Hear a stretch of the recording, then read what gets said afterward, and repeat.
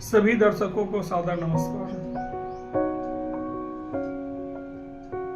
जब मैं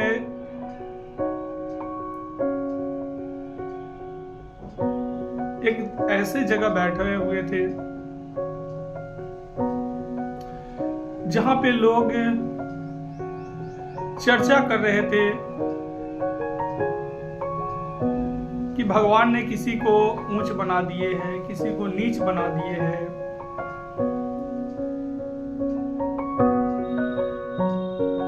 किसी को गरीब बना देते हैं, किसी को अमीर बना देते हैं।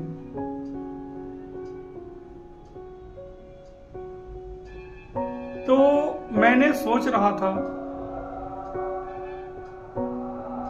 कि भगवान ऐसा कैसे कर सकते हैं। ईश्वर तो सबके लिए है। तो फिर मैंने सोचने लगा, ये लोगों का बनाया हुआ दुनिया है जिसमें वह ऊंच नीच, गरीब अमीर करते रहता है। भगवान का बनाया हुआ दुनिया तो सबके लिए समान है। ईश्वर के बनाया हुआ दुनिया तो सबके लिए समान है, क्योंकि उन्होंने किसी को अमीर बनाकर तो जन्म नहीं दिए। क्या गरीब के घर में बच्चा जो जन्म लेता है वह बिना कुछ पहने हुए जन्म लेता है? और क्या अमीर के घर में जो बच्चे जन्म लेते हैं, क्या वह सोना चांदी पहनकर आते हैं क्या?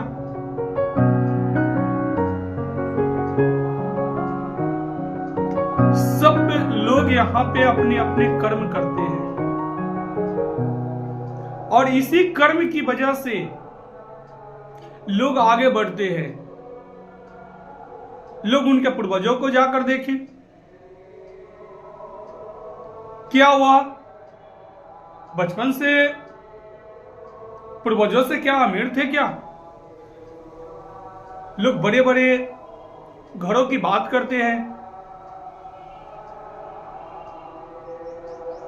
क्या हुआ उनका पूर्वज क्या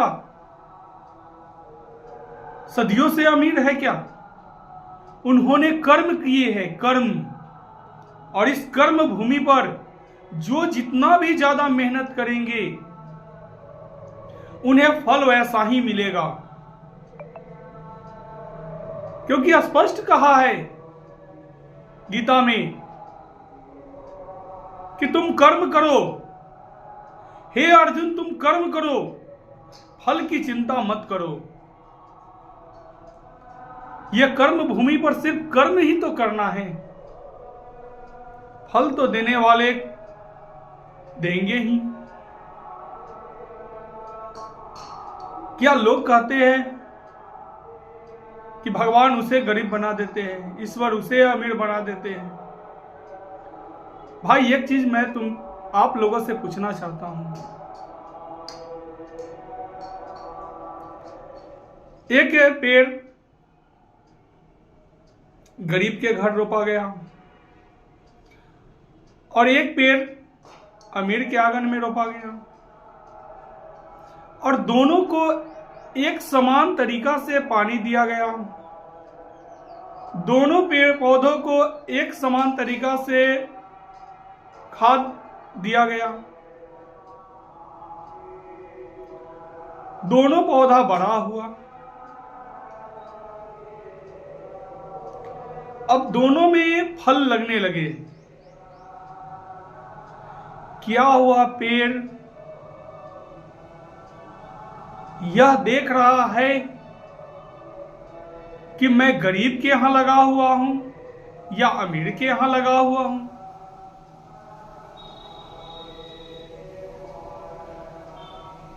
कभी ये तो नहीं कहता वह पौधा ये भगवान के बनाए हुए हैं,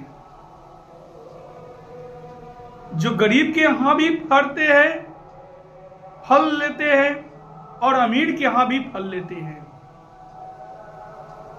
दोनों में समान ढंग से अगर वृद्धि हुई है तो दोनों पौधा अच्छा ही फल देगा। ये है ईश्वर की बनाई हुई दुनिया। अब ईश्वर की बनाई हुई दुनिया में चाहे वो अमीर हो या गरीब हो, एक समान है। उनकी बनाई हुई दुनिया तो अलग है ही नहीं। लोगों ने अपने आप को बांट लिया।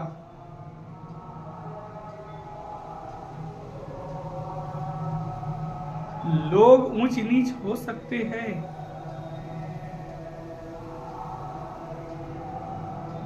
लेकिन उनकी बनाई हुई दुनिया ऊंचा नीचा नहीं हो सकता है। हवा गरीब के लिए क्या कम बहता है और अमीर के लिए ज्यादा बहता है?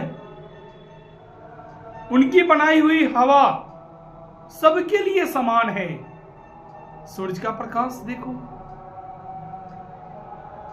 क्या सूरज का प्रकाश यह कहता है कि गरीब के लिए कम और अमीर के लिए ज्यादा?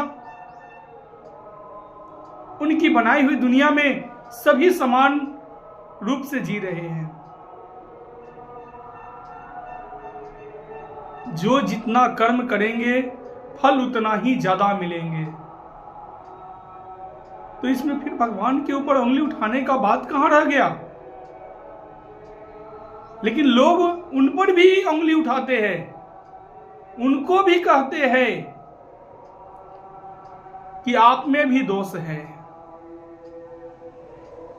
उन्होंने तो सभी समाज को एक सूत्र में बांधने की बात कहे हैं, एक धागों में पिरोने की बात की है। सभी अच्छे से रहो, प्रेम से रहो, प्यार से रहो और आगे बढ़ो। इंसानियत की जिंदगी जियो, इंसान बनो, एक दूसरे के लिए मददगार बनो।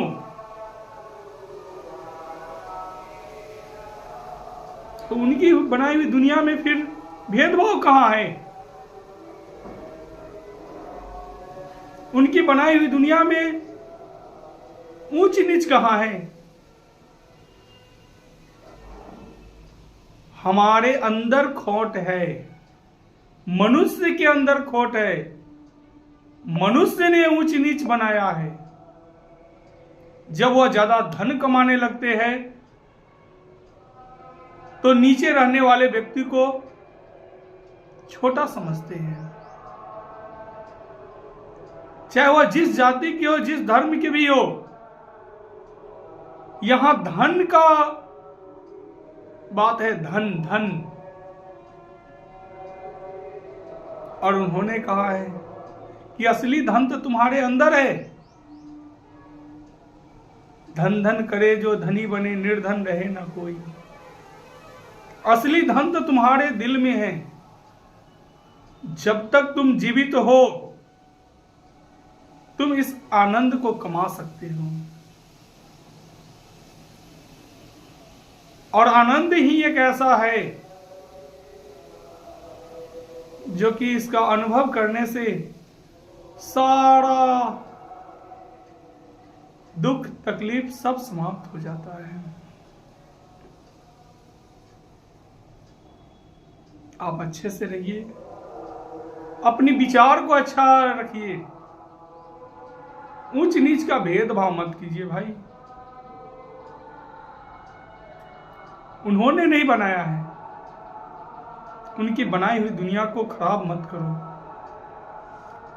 उनकी बनाई हुई दुनिया में आग मत लगाओ,